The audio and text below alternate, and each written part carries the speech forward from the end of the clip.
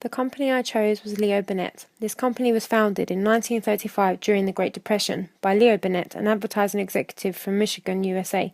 He was known for his ability to create original icons acting against the norm. He created famous advertising campaigns like Jolly Green Giant, the Marlboro Man, the Pillsbury Doughboy, Tony the Tiger, and many more. A lot of these advertising campaigns became famous for depicting the American values of strength, tradition, comfort, and family. Burnett was named as one of the 100 influential people of the 20th century by the Time magazine in 1998. His slogans used for his ad campaigns drew customers in as they made the benefits clear to people through an honest, straightforward pitch. The Leo Burnett Company thrived after the Great Depression. They became known for their major advertising campaigns for Kellogg's cereal, United Airlines, Marlboro, etc. They also became the 10th largest agency in the world and the 8th largest in the United States. Leo Burnett was hired to create a campaign for Kellogg's new cereal, Sugar Frosted Flakes. Tony the Tiger was originally one of 4 characters. Other characters included Katie the Kangaroo, Newt the Gnu, and Elmo the Elephant. Katie the Kangaroo also appeared on cereal boxes for a short time as Kellogg's were torn between Tony and Katie. Because of this, the company put each character on cereal boxes beside each other in stores to let the consumer decide. Boxes featuring Tony the Tiger sold more boxes than Katie the Kangaroo and her baby, so she had retired while Tony went on to become a cereal icon. So why choose a tiger? What does the tiger symbolize? Well, in Chinese culture, the tiger is considered to be the king of all beasts and represents powerful energy. So by Kellogg's adopting a tiger to be their cereal's mascot, they directly show the benefit to the consumer as the ingredients of the cereal are full of fiber and carbohydrates, which give you energy and help you start your day. In 1951, when Tony the Tiger was initially put onto cereal boxes, he looked very different to the way we recognize him today.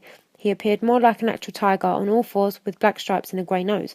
However, just like actual celebrities, Tony had some cosmetic changes applied to him early on.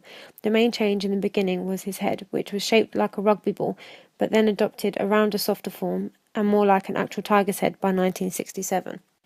Could Terry the Tiger have potentially sold more cereal than Tony? In my opinion, I think not, because the meaning of the name Tony represents aspiration. The English and American meaning is highly praiseworthy, which could be seen as something of a higher caliber. The American and German meaning of the name Terry is ruler of the people. I don't think this would have been an appropriate name for a cereal mascot, as it would have sent out a different message. Why does he have a blue nose? The feature that has stuck with him from the beginning is his nose. Kellogg's have said that his bright blue nose emphasizes his unique personality and adds to his playful and outgoing nature. Due to Tony the Tiger appealing to all ages, I think that having a blue nose instead of a traditional black nose separates him from the other cereal characters and gives him a fun element. However, it does take away the realism of which the character has been based on. We can also see that Tony the Tiger has had a red scarf since the late 60s. However, it used to have a red and white tartan style print and now is just a bold red colour. The colour red itself can make us feel hungry. The reason for this is because the colour red releases endorphins into the body which fuel the appetite. Why did he become tall and muscular? Tony began to be humanized during the 70s when he was given an Italian-American identity. His physique also evolved during this time. He now stands over 6 foot tall. His image is a good reflection of the 80s era in America. During this time, people had more disposable income and would spend a lot of their money working on their health and physical appearance.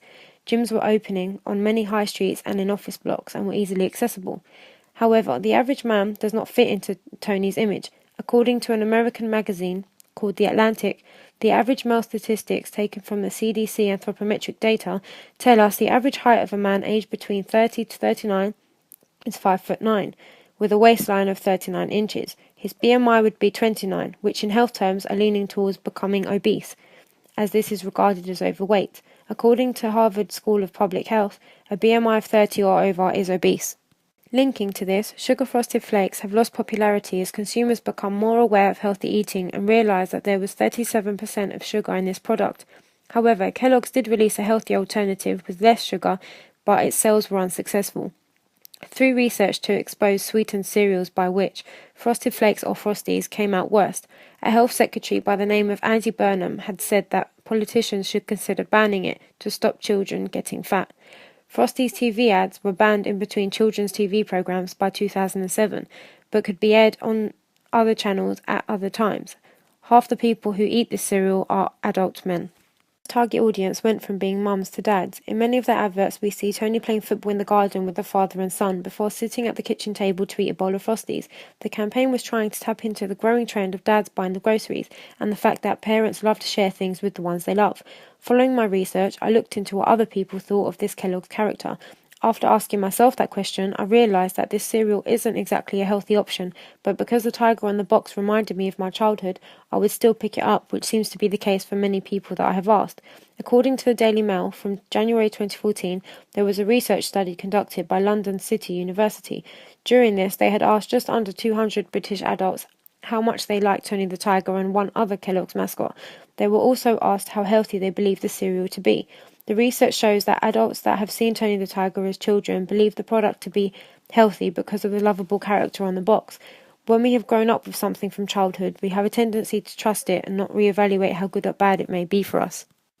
Concluding my research, I believe that this ad campaign by Leo Burnett was a very strong and powerful one, as it has evolved through generations and is still popular today.